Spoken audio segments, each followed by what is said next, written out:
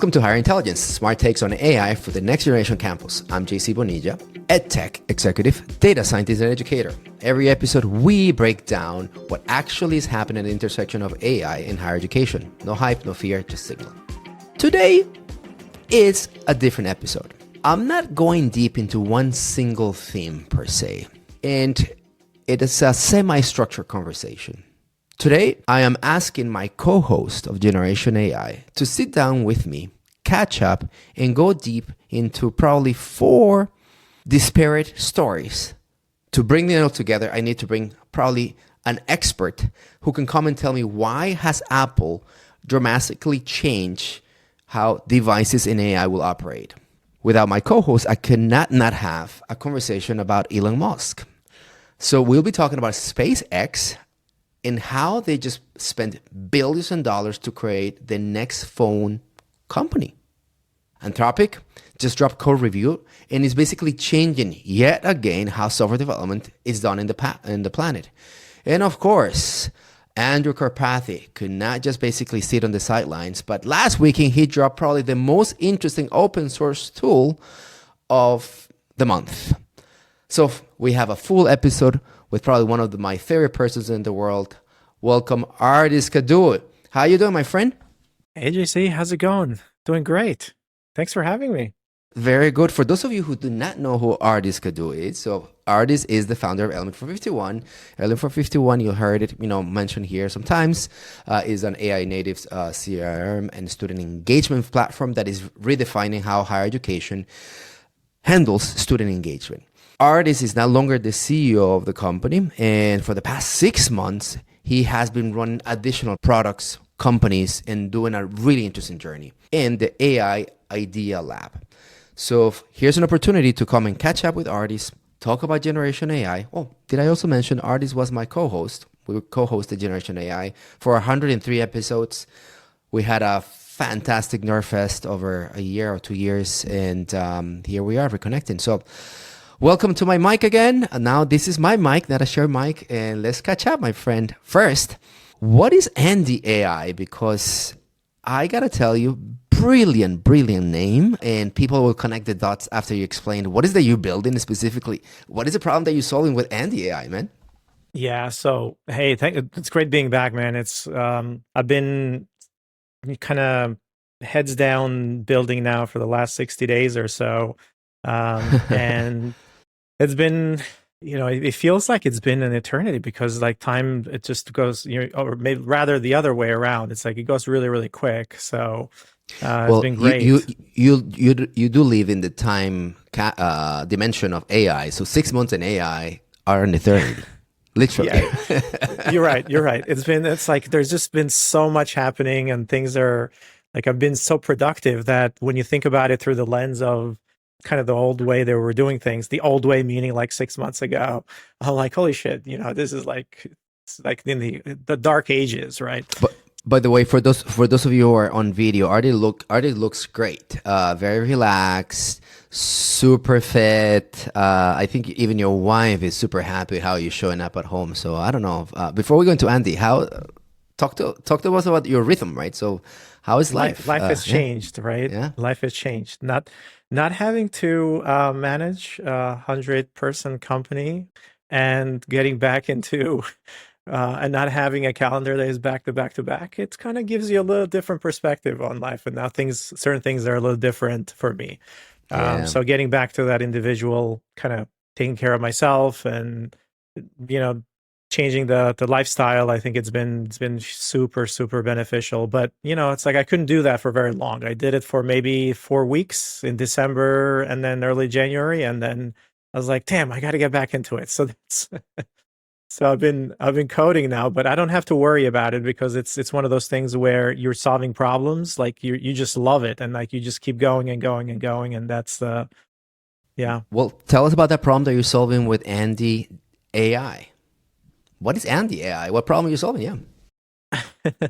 So Andy AI is this this problem that I saw, and it's we're calling it family intelligence, right? And it's this idea that you're a parent and you're managing everything in your head, from schedules to reminding your kids to, to allergies, to handing kids off to babysitters, to when the schedule is, to school stuff, to athletics, to all of these things. Like you're managing this incredible, you know, work and this incredible schedule, and then reminding it's like, okay, I need to nudge the kids around homework, et cetera, et cetera. So we're kind of solving all of that with Andy, and we're calling it family intelligence, right? So all of that is an AI first product, which kind of takes care of all those things, right? It manages nudges, you can talk to it, it handles calendars, it handles scheduling, and then on top of that, it also is an AI, kid safe AI, so kids can interact with it, and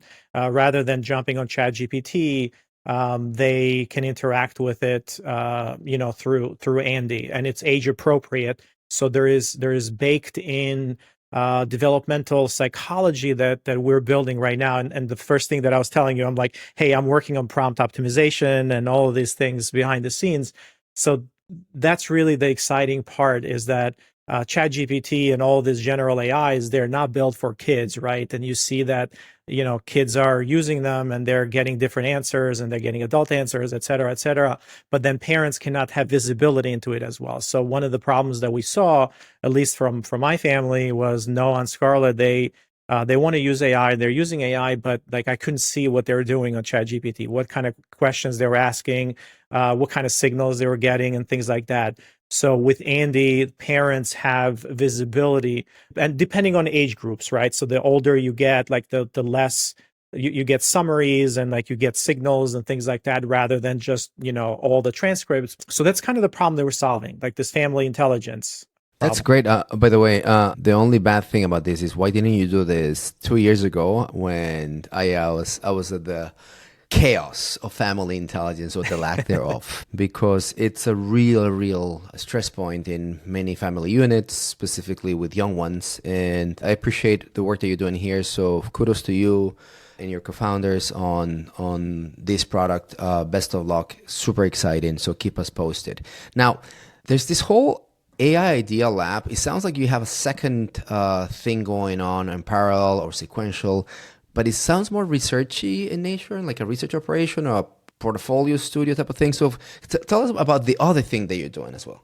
Yeah, so AI Idea Lab is actually the umbrella of the incubation of a lot of these ideas, right? Because I knew that the first thing is like, hey, I want to be into business to consumer, which moves really fast. So I wanted to do B2C, and that's what Andy is about, and the very different problem that we're solving there. But then I'm like, okay, I have all of these problems that I'm seeing on the enterprise side, and there's other opportunities and other companies and founders that I need to work with. So AI Idea Lab is a portfolio of AI projects and companies that fall under that umbrella. Andy is one of them. That's part of it. But we're building other ones. I'm building other ones as well in parallel. And obviously there's TBD on a couple of those right now. They're in the incubation phase of it, but that's kind of the idea here. And it's all about agentic AI, right? So AI Idea Lab is like, how do you take agentic AI and how do you kind of put it into real world use cases to build companies, or to even build, projects that are open source, or that are just they might not be commercially viable, but they're kind of experimentations. Very exciting. So does that mean that if I have an idea on an agentic product, I can come and pitch you, and maybe AI Idea Lab could, go arm in arm with me and co-develop? Is that also a version of the portfolio you're building? Yeah, I mean, if you have one, yeah, let's do it. Well, But let me tell you about the idea behind it. I don't need just idea people, like we need builders. Speaking of ideas, 6 months ago, probably last time you and I did something like this, and your mind today, 6 months, you look great, as I said. It seems like this change has been very rewarding to you. But intellectually, where is your brain today, knowing that the world was agentic when you left, but so many things are happening? So can you just kind of catch me up with, where do you see all these signals in the state of AI? So what is your, and I know this could be a half-hour type of conversation. Yeah. Like your 1-2 minutes of, where is the state of AI today, and kind of how that's changed from the past 6 months where you probably did something similar. Tell people the state of AI, right? So things have changed dramatically, and they've changed dramatically over the last 2 months. I would say 3 months, right? Since mid-December, people went into break, and then agentic coding became so interesting during that time. So the models got really, really good. There was a bunch of models that got released, Opus 4.5, and then in early January, February, Opus 4.6 got released, and then Codex. And so coding became basically solved in this time, and folks were being so productive. There was just so much work happening around agentic coding that over the last 3 months now, we are seeing a 10x or even 100x productivity of coding and folks doing things. All of the products like Lovable and Replit, et cetera, all this vibe coding, they've migrated, they've moved beyond just producing things like small artifacts to actually building real products and getting so good that they're no longer. If you haven't looked at any of that stuff over the last month, like I would highly recommend you go back and look at it.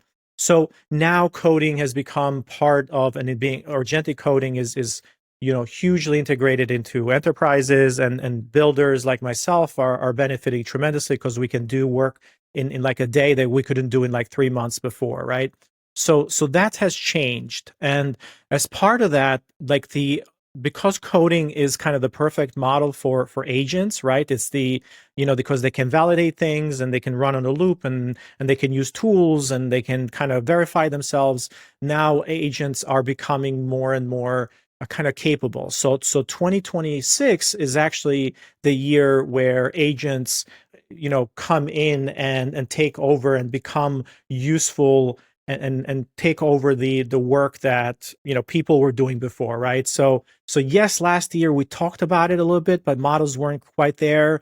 This year it's truly transformational, and that's where my head is at, right? So this year the productivity has gone tremendously up of individual people, right? It's gone up 10, 20%.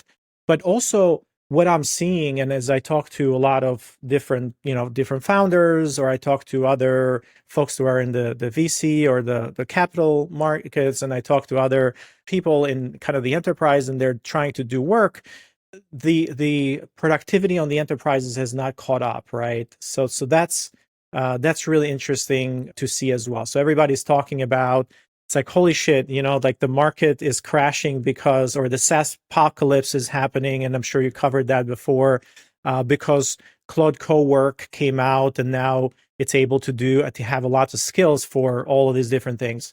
So, where my head is at is I'm actually, as the builder, I'm seeing this two separate and two moving trajectories, which are, going at very different speeds. The individual productivity, AI has become, the 10x or 100x in productivity. However, that is not happening in the enterprise level, right? So enterprises are still kind of messing around. They're maybe adding a little bit of productivity, but it's not being transformational to the way that you want them. So it's not compounding because it's not being really, thoughtful on how to change that. You still have founders today where like their teams are not even using agentic coding, and it's like, okay, what the hell are you doing? So it's going a lot slower at the enterprise level, and that's really top of mind for me right now. You see sectors where this is actually different paces, because true to the Black Friday February that the SaaS companies saw in February, right, with price drops because all these proliferation on SaaS models and agents. So also like companies like Salesforce and ServiceNow, Atlassian, they saw drops in their stock prices. Are you seeing at least pockets where this delta between where the tools are today as a builder and how the enterprises are, but maybe they're moving a bit faster? Is the legal practice moving a little faster? We know that it's affected SaaS bottom line, but are the SaaS companies, specifically, I don't know, Salesforce and things like that, moving faster or not? Are you seeing any glimpses of hope? Yeah. So the, like what the SaaS apocalypse was really this notion that it's like, these companies are doing great. they're killing it on their earnings, they're getting customers, they're growing. However, it's the reflection on what's happening, their valuations is not a reflection of how they're doing today. Like the stock price is always about like, how is this company going to perform, 10 years from now, right? Because that's how the value is accrued. It's like it's a multiple on their current earnings. So it's like anywhere between 10x to 15 to 16 to 20. So if you take that and you say, okay, is this company going to make the same amount of money in 10 years or more, or grow? It's like that's the calculation. So today, like these companies are doing great, right? SaaS companies are doing great, but like you see the erosion and the acceleration. So nobody's building their own Workday, or nobody's building their own, kind of CRM, and that's not really happening.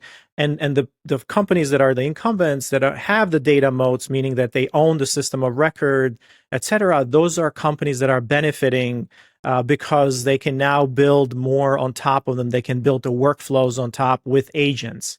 So the agents are becoming essentially, if you think about like what a system of record is, it's just data about a company. But then the human layer is or all the employees are the ones that are producing the workflows, and they have the knowledge in their head. And that's what a company is all about, right? That's where all the value is, in their processes, in their workflows, how people do stuff. But if you take that and you put it into agents, and now you codify a company, it's like then it becomes the system of workflows, or system of... It's the new operating system, right? Is the OS for the organization. The OS for organization, right? So it's the skills, it's all those things. So they get codified into agents, right? So the workflows are the value. And these companies that own the data, they're also now moving into agents. You see Notion moving into that. You see Salesforce moving into that. So Element started that process last year with Bolt and Bolt agents, and we've had to pull customers along to say, hey, you no longer need to do this thing manually and kind of press buttons. Let an agent do it, and codify that process and let the agent do it. It's just that a lot of companies, like I said, are not moving along faster, right? They're not moving along that fast. So that's kind of where the value is in the market. I don't think it's because, they're not valuable. It's just because like today, like you're seeing them 10 years in the future, and nobody really knows what's happening in 10 years. So it's like, holy shit, in 2 years we could have AGI and they can, you know what I mean? Like the value of these companies can go down because there's going to be winners and there's going to be losers. It's just that people are just taking a broad stroke and saying, you know what, every one of these is going to be losers. I don't want to risk anything. So if you're a little bit more risk prone, I guess now it's the time to get into it. Maybe, I don't know, find some winners. Probably. So quick translation for us in the higher education sector: look at your tech stack. And whatever tool you have, it has to have an agent something that powers your workflows and things like that. And if it's not having it, that service that you're getting, two things will come out of it. Very soon they're going to launch their agent for whatever it is that tool does. And if it doesn't, be careful, be mindful that this company, it's falling significantly behind. So one generalized takeaway. Ardis, let's pivot to some of the news that we have. And I'd like to start with Apple, because this is a story that nobody's talking about. March 3rd, so basically just last week, they did a product announcement. M5 Pros, M5 Max, chips, phones, the works. And it got covered the normal way as a hardware refresh, but this is not a normal hardware refresh, right? And you and I covered Apple in the past. One of the things that you and I also agreed on is that we were disappointed at, the Apple play as it relates to AI. This is actually very significant, and I'd like to see if you feel the same way I'm feeling, right?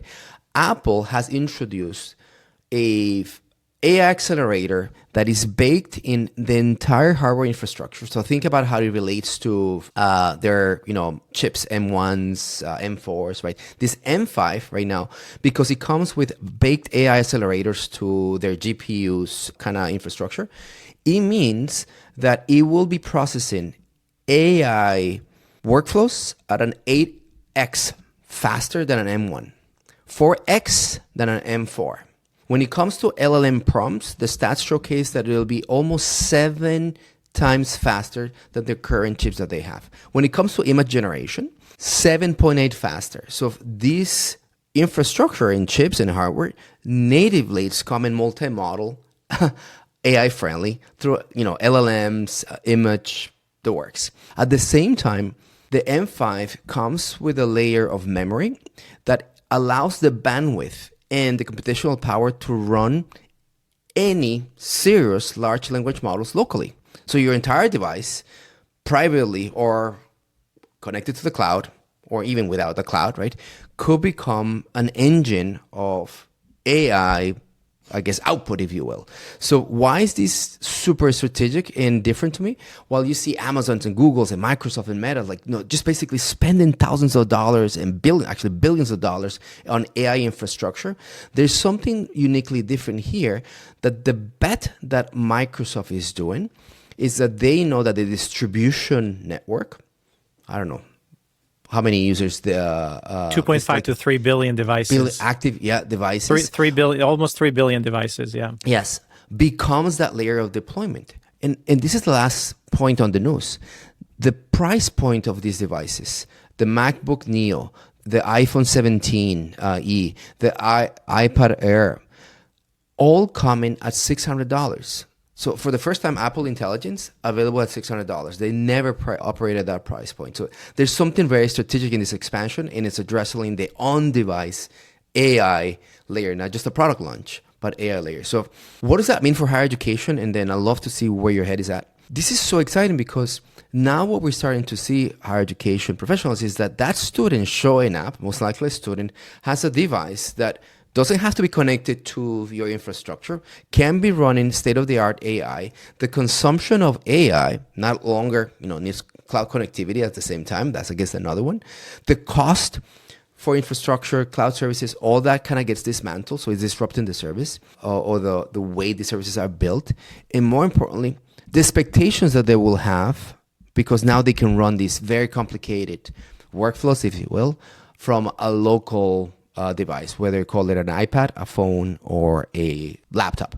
So, Ardis, when you saw this story, did you make serial connections? How, just tell me from off the top, how do you think this story lands to you? Yeah. So when you think about what is the output of AI today, when you think about what's the fundamental component of it, it's tokens, right? So you introduce token generation or this intelligence. So think about it as intelligence. And whenever you want to do a task, or that can be, hey, rewrite this sentence, to just fix this image for me, to generate a new essay for me, or whatever it is, right? All of those workflows, all of those things require intelligence, or they require this token generation. And behind that token generation, there is a model that's running. And those can be large language models, those can be image models, they can be AI models. And these models require hardware to run on, and they require parallelism and acceleration, or AI specific hardware. So NVIDIA is obviously the big one, and there's a lot of specialized chips to run a lot of these models. So the larger the model, the more capable it is, the more intelligence it is, the bigger, the more hardware you need. And then in order to train these models, you really need really big hardware, because you have the amount of data and everything, it's so incredible. So you go from, two different things in here. So there is the training part, and that's the hardware that the companies in NVIDIA, and it's working on the cloud. They do inference as well. But then in order for our day-to-day work, and in order for students to kind of benefit from this, or even us, we need those tokens, those inference tokens. And it doesn't matter where they get generated right now, because these models, some of the larger frontier models, are on the cloud. We hit the APIs and they get generated in data centers. But the more specialized models become, and the better the smaller models are, and the hardware kind of coming in and meeting them, those models can now be on device. So the latency becomes zero, right? So latency goes down to zero. it kind of benefits tremendously because it feels like a real conversation. There you have full privacy, on device, right? You can work offline, so like you don't get disrupted. Think about the outage from Claude Code, when like it was so funny because like this week or last week there was 2 outages from Claude Code and people were just complaining. And so it's like, imagine like your whole company not being able to function because Claude Code is not working. So that's kind of where this becomes really important, right? And then the cost becomes really interesting as well because you have the hardware. It's like the per token cost is just zero. There's like zero cost per token. And then you can do depersonalization because he has your entire context there forever. So you take those things and then you start thinking, it's like, okay, what could be like, what is Apple's play here? Apple, I don't think they had a strategy, to be honest, around this. I think they just fumbled on it. And then they're like, holy shit, we have the best hardware. Let's just put more intelligence in there. Eventually, this thing is going to, like, the edge computing is going to be a thing, and intelligence is moving to the edge now. So Ardis, define what edge computing is.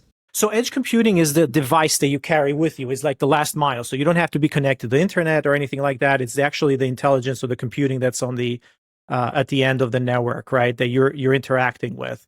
So like I said, they can be a phone, they can be a laptop, they can be an iPad, they can be like a whatever. Yeah, anything, a smart device like Alexa. Yeah, exactly. How we consumers probably relate to AI today, right? Yep. So not from the enterprise point of view. The strategy, it's just basically a B2C strategy, whether they've conceived it or they ran into it. And I really like how you said that it just breaks this assumption that AI requires cloud connectivity, right? I cannot produce this intelligence. I cannot generate my Shakespearean-inspired emails to my team, right? Without AI connected to the internet and passing, basically doing the exchange of, here's my information, here's my prompt, send it back the thing that I need, right? So that is fascinating. And I really think that last point, it's super interesting. The cost of producing intelligence, not to use tokens, the cost of producing intelligence is zero. Because if I put in $600, there's a sunk cost. You can run it forever, right? And you can run it forever. So fascinating. Until next year, till the new iPhone becomes available. But yeah. So from a strategic point of view, I think it seems that you think it's a good play, right? It's not competing on cloud; it's competing on the edge. So the strategy lands for you. Where do you think it goes next from here?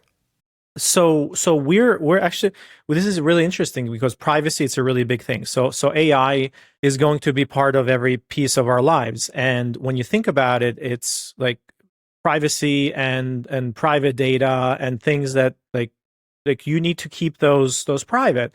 So right now, when we're building Andy, like that was one of the bets that we're making, is that, like there's 2 bets that we're making, is that everybody is going to need an AI assistance, and you're going to need, and then the verticalization in like the family or specialization in a particular age group, which is kind of the family, part of it is kind of special. But then what we're betting on is that everybody, voice is going to be the next big thing, right? That everybody's going to interact with via voice, and that models are going to get really good, and we're going to solve the privacy thing that people are worried about, their kids' data leaving their devices or encryption or all of these things.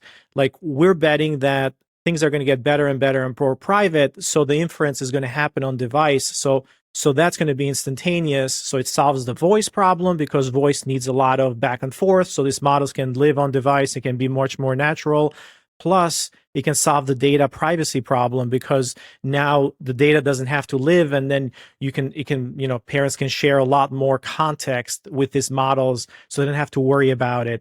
And it can always be on, right? So we don't have to think about the internet anymore. You don't have to think about all these different things. It's on device. So that's kind of what we're betting on. So in 2 years or 3 years, this is amazing because it all kind of plays up to kind of that future as models get better and the devices get better, edge computing becomes a thing, intelligence becomes localized, private, and then becomes more personal as well because he has all that context. All right. Well, let's move to the next story. Apple is making AI local. Got that. But now we have SpaceX making the network universal. Of course, I'm thinking, what is the space story? Elon Musk story I need to plug in here.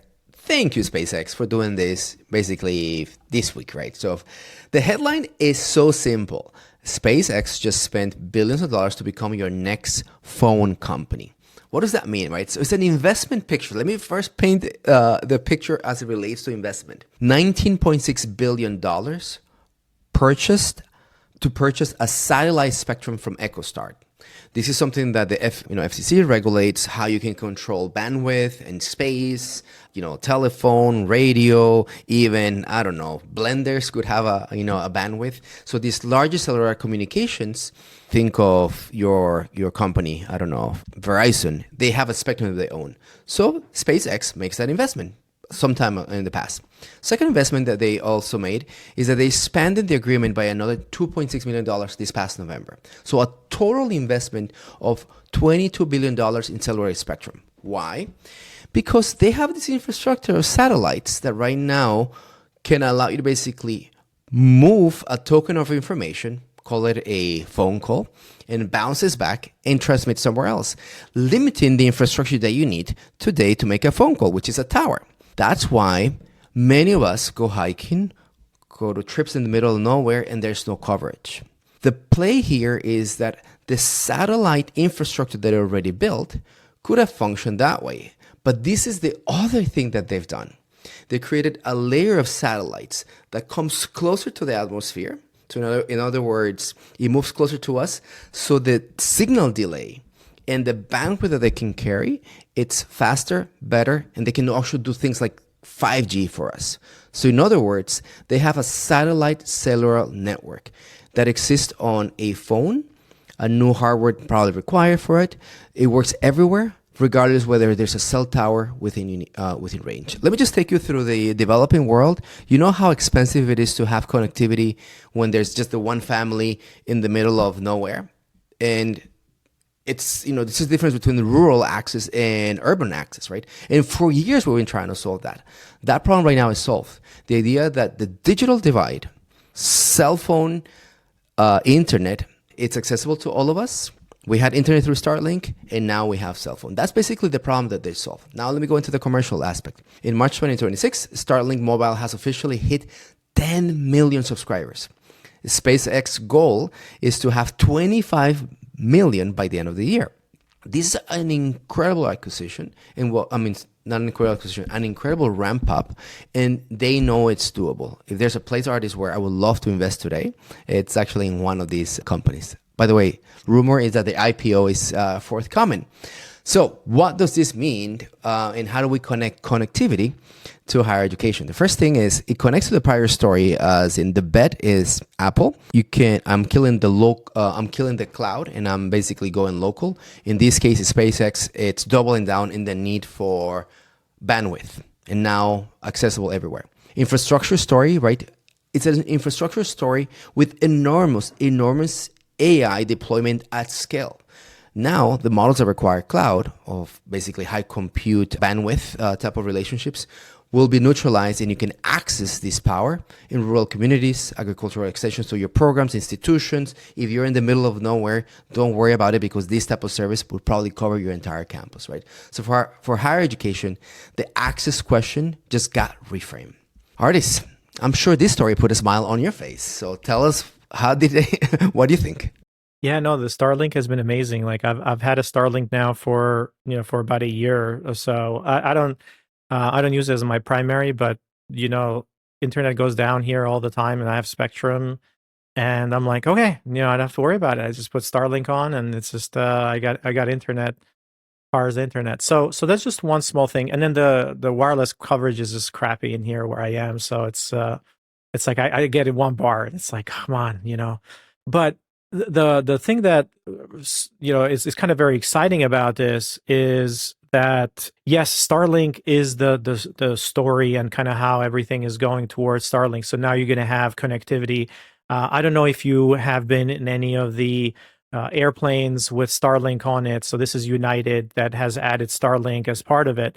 And the people who have experienced I'm only on the like, Delta ones that every other flight, internet is not available right now. Correct. Yeah, I'm a Delta person, so I'm not a United, but from all the stories that I hear, like they just think it's the most incredible thing ever because they can now do video call, they can watch Netflix, they can I do saw everything that on, in my social yeah. feed where someone very annoyingly was doing a video call while in first class going, I don't know, transatlantic, whatever there is a long flight. So Uh-huh. now I guess there's the new airline artist that comes with a quiet cabin. But anyway, that's a different story. There's a quiet. Yeah, that's a first class plus or first quiet. I know. So the part that's really interesting about this, JC, is that SpaceX is kind of what made this possible, right? And a lot of folks are talking about so the number one thing that SpaceX, like what they're optimizing for, is moving stuff to space the cheapest, right? So it's like, what is the price per kilogram or per pound to move to space? And then they're trying to get that ratio down as fast as possible. And in order to do that, like the side project was, oh, we can do this now, like we can move a lot of stuff into space. Well, guess what's the first thing that we're going to do? We're going to put satellites in there. So they have the largest constellation of satellites, which is about 12,000 plus satellites up there. And this is kind of what you're getting. That's the side effect of this technology. The benefits are going to be tremendous. I think for education, you can now have connectivity anywhere in the world, so you can be connected.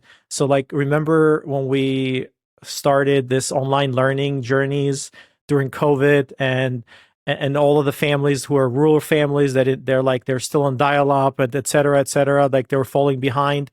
Well, there's no equity there, so it's like education became very inequitable, and people who did not have the right connectivity, they basically suffered from that. As education becomes more and more, you know, non-central, but becomes online and becomes kind of Accessible. connected, Yeah, accessibility. accessible, right? So this accessibility makes a huge difference. Now pair that with what the story that we had before. It's like you don't have to pay for intelligence anymore because it's on a device, right? Even though the device can be $600, you can now get ChatGPT. You don't have to pay 20 or 100 or $200. You get it once, And then the that's it. institution doesn't have to give it to you. It's like it's all in intelligence is there, connectivity is there. So now you have a better platform for learning. You have a better platform for collaboration and all of these different things all over the world. So I think it's really good. An important point for everybody to understand, right, is that cellular connectivity, right, today on the places that you kind of feel that is not strong, right, it requires a telecom provider, Verizon or T-Mobile, whomever, to come and build an antenna, right, some type of tower, and cover that area. This type of deployment satellite, it requires a ship to take a satellite and poof, go to somewhere in the atmosphere and drop that satellite. Why do I explain it that way? Is that, Ardis, this is a monopoly. There's no way a telecom can now do what SpaceX is doing, right? So if I was looking at some stats, it would require about 64 launches to cover the entire world.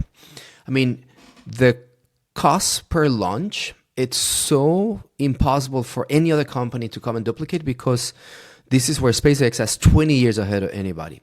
So it's a really interesting value proposition that now we're talking about a different type of telecom layer and nobody can come and compete. The bandwidth competition that we see Verizon's or T-Mobile's compete, it's very neutralized. It's like, hey, I'm going to go put a tower in that mountain, right?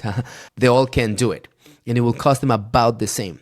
This is very different. Now, last question so we can move to the next story. Can you say more about, all right, what does universal cellular connectivity and AI access to? So you painted one picture, which is, then I guess now I can download this software. I have it in my Mac and I can run it forever and I don't have to pay Cloud GPT, for the monthly subscription. What other use cases do you see universal cellular connectivity powering as relates to AI? Yeah, I mean, so you see all the edge computing, right? Robotics is autonomous vehicles, robotics, like all of the things that we're talking about right now. So that's the biggest thing right now. So if you think about the way Waymo works in San Francisco or in some of the cities, it's all about the connectivity, and when that cellular connection went down, if you remember, I don't know if there was a couple of stories that it basically all the cars were just useless. They were just aimlessly just stopped everywhere, right? You see Waymos everywhere. So now you have an always on connectivity for these autonomous devices, and they can go anywhere. They can go up in and fix, I don't know, like you can have robots fixing stuff in the middle of nowhere without human intervention because they're always connected. Now, there's a benefit to that, right? And that's as autonomous vehicles and robots and cars become more and more relevant around that. Now you can say, okay, this is hugely beneficial to have this global network. But then you also see things like, being used for war and kinetic, engagements and all that stuff, right? So you see all the drones basically now have always connectivity, so you can be in the US or you can be in kind of a different country and then have far further reach autonomously through these vehicles everywhere. So there's a good part of it, but there's always a bad part to it. But I think the autonomous vehicles with robots and Optimus and like those things are going to be amazing as we go forward. I haven't bought my Tesla yet, so I'll probably get a Tesla at some point this year, but as I said, you got to go Rivian. But anyway, again, that's a different show. So, Ardis, the infrastructure is getting smarter. Networks are getting universal. Now, let's go into the development process because it's being rewritten. That's story number 3. In the story this number 3, is where I'm living. I know. This is where Anthropic just launched something that is called Claude Code Review. And it does exactly what the name says it does. It reviews code. It's an automated code review product that integrates directly into the pull request workflow. So you open a PR, which is a push of code. Claude reviews it. It flags if there's issues, suggests improvements, identifies security vulnerabilities, and returns a structured review in seconds. No human review required for the first pass, and increasingly nothing will be required. The reaction of the developer community has been intense. Why? Not just because it's a product, it's because this is how code is being produced. This is so ingrained in how code reviewed it's being produced. A team needs to maintain quality and spread the knowledge and share the standards. But there's also adjacent team that is doing similar type of things for review, right? The pull request review is often the most important teaching moment in a lot of developments in the professional career of a developer. And automating this kind of also raises questions of, am I going to be able to force this coder to the next level now if she cannot review code that other coders could be doing it? Which also brings the interesting conversation about the recursive bias, because usually traditional software teams, and I think you design teams to do this, I made the code, you review it, Ardis. And that is basically a good professional standard for quality. Recursive AI bias is that if AI writes the code, right, AI now reviews it. Is that a recursive bias? Maybe not. And then finally, the pricing model, right? There's been some debate whether how is the billing going to take place? It is the token driven as a pool per request and things of that sort. Obviously, the adjacent stories is OpenAI and other major providers are watching this launch closely and moving fast with a competitive alternative. So very soon, we're probably going to have, 3 or 4 probably versions of this outside the Anthropic ecosystem. What does it mean for higher education? Computer science programs, your boot camps, your digital transformation teams, they all depend on models of software that are developed and written in real time. The skills we're teaching, the workflows we're managing, the roles that we're hiring for are all in motion. And the institutions that treats this as a distant disruption rather than a present one will be caught flat-footed. Ardis, you build software you've been building software for the past 20 years. Recursive bias, pricing. How is this shaping what you do? Well, so the kind of what we call right now the flood, we talked about what's top of mind for me and like the things that have changed over the last 3 months is that this coding, coding agents have gotten so good, and like most of the code is being generated actually at the Idea Lab and Andy, like we're all the code is being written by AI, right? And all agentic code. So when you do that, then In your company, can I just repeat that? In your companies, all the code is being done by agents. Yes, 100% of it. I haven't written one line of code by hand. That's fascinating. Keep on going, please. So because AI can generate a lot of code very, very quickly, the problem has become, it's real, like where you need to review that code, right? And the again, like Anthropic is just kind of solving that problem, right? Where you review code to see like, okay, is this good? Is it not good? Does it match the does it fit the problem? Is there things that you can optimize, et cetera, et cetera? Right now, there's a lot of models that can do that, and we go through that process of reviewing the code, but somebody needs to review it. And the writing of the code is agents are writing it, but now you need specialized agents in order to review this code for bugs. You need to review it for flow. You need to review it for coherence to regression to. So there's all of these things that you review code against, certain parameters and security. So, those are things that are getting missed right now. So people are writing a lot of code and they're putting it out there, people who don't know anything about code or security or anything. And that's why right now there's a proliferation of like a lot of AI, what people call AI slop, because you're putting things out there that are not secure because you're just not a security expert. So you didn't write the code and you're like, okay, AI did great. But in order to prompt that AI to do the right things, those agents, like they're just writing stuff, and then you need to be good about like looking at introspecting it and then following up with it and following, you know what I mean? Like you need to have an understanding of all that process and how it works. That's really a good point. So what Anthropic is doing, and this is other companies are doing very similar things, like Cognition has a one as well. Devin was the first AI engineer that we talked about, but what Anthropic is doing, they're basically saying, okay, we're building specialized agents that are going to review your code based on a lot of these different things, like based on whatever it is. And these agents, we're going to spin up 10, 20, 30 agents, and your code base can be really, really large. So these are going to consume so many tokens that it's going to cost about $10 to $15 to $20 to do a review of your code, which is really cheap when you think about it, because you can, one person taking an hour to review a pull request versus, like 10 or 20 different agents reviewing everything is just so much more cost effective. But people are used to like just having a $20 subscription and saying, well, it's fine. Like I'm just going to use that for everything. And the whole notion of mature code review that goes into production in large organizations, that's very, very real, and people need it. And we need it to produce systems that are, fortified and they're not just slop, right? So I feel, I don't know, it's a really good product. I haven't tested it yet. But I feel like this is the next, like when AI can produce infinite amount of code, like who reviews that code? Humans cannot do it anymore. Like we just can't keep up with it. And that's where the problems a lot of organizations are seeing.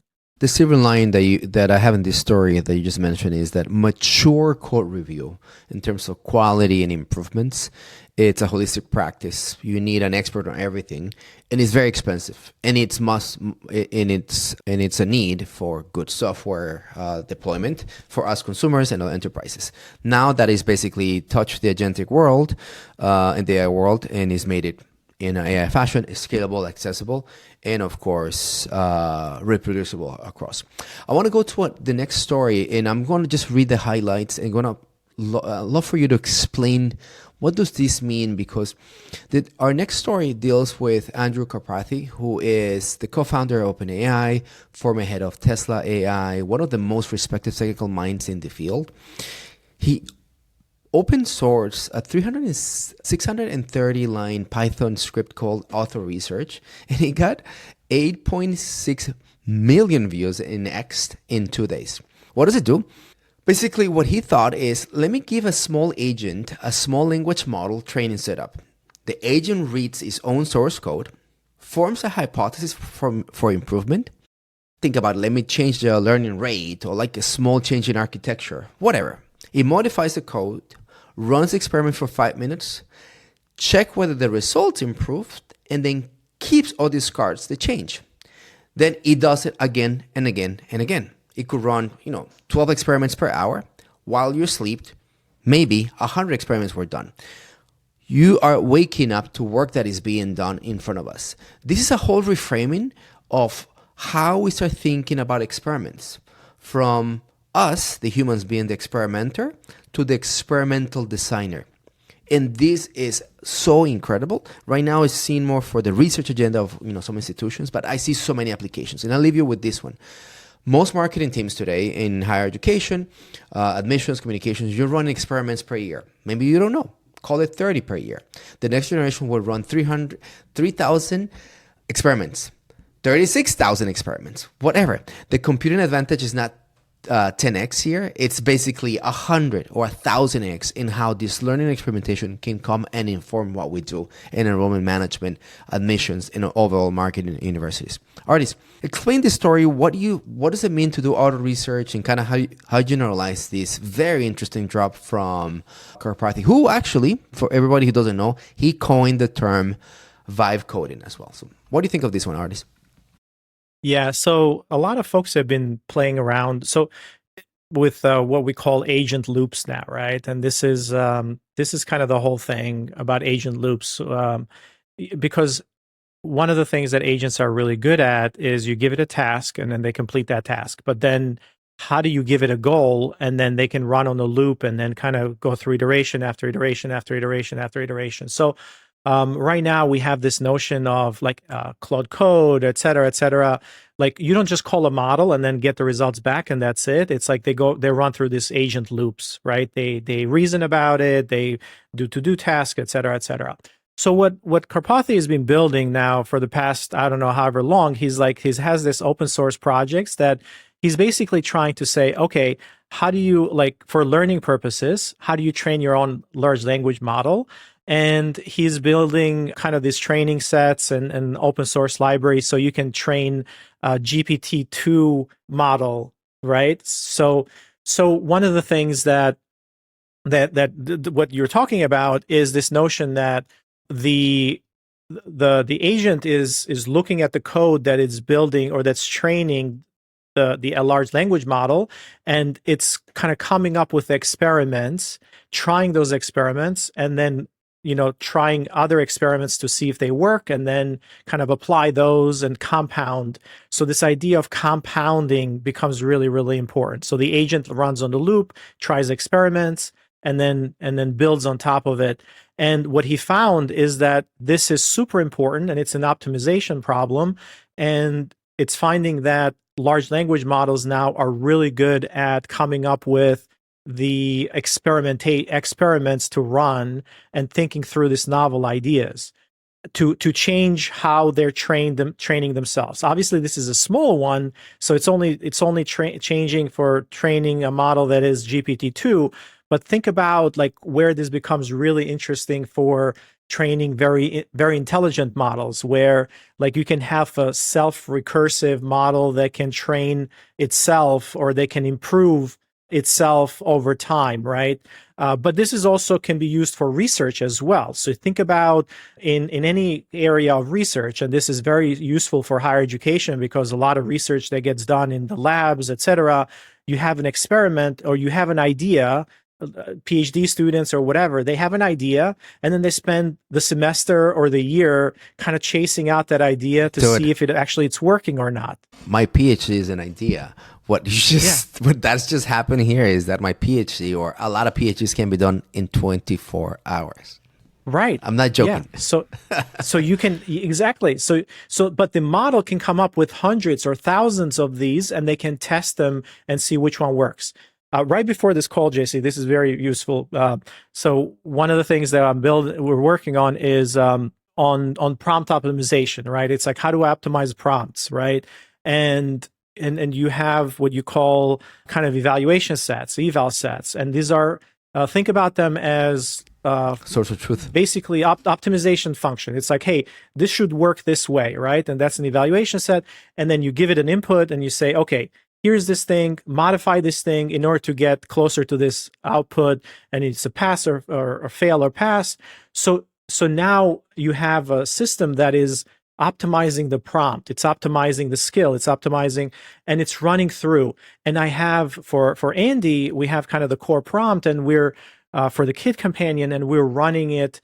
I've been running it since last night, and it's like 8 hours of continuously running through and optimizing that prompt based on the hundreds of evaluation sets of different things, from like how do you handle questions around Santa to how do you handle questions around puberty, et cetera, right? So those are like, I would not be able to come up with the permutations of that prompt or the system, guardrails, et cetera, in order to make it, fit those evals, right? Those guardrails. So it's like the system is optimizing. It's using, I don't know, but so it's amazing.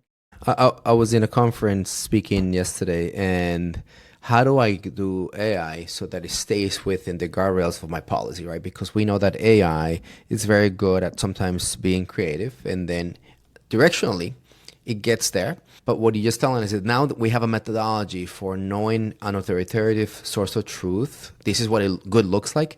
Just figure out a way to get there better, faster. And those type of not only experiments, but learning modalities are also emerging. My gosh, Ardis, we've had a fun and incredible conversation. Yeah, this has been great.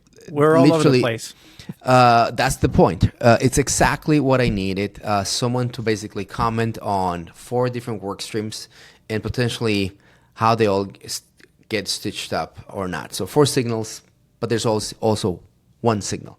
AI and agentic AI is moving the way we work and shaping the way we work. Ardis, before we go, any thoughts, anything that you like to talk about or mention? Oh, this has been great. Thanks for having me back. All right. What do you think, my friend? Am I doing better without you? I mean, there's never going to be another Gen AI, but what do you think, man? Do I get an A, a B, a C? What's happening here? It's like you can always optimize for better, right? So maybe a B plus, or I don't know, A minus. I need an agent loop on what good is, and I'm going to be using Gen AI as that source of truth. Well, let me stitch up this together. 4 stories, 1 signal. Apple is moving AI to the edge. Your devices become the compute layer. Starlink is moving connectivity to everywhere, so no more blank spots on the map. Anthropic is moving AI into development loops. The work of building software is being fundamentally restructured.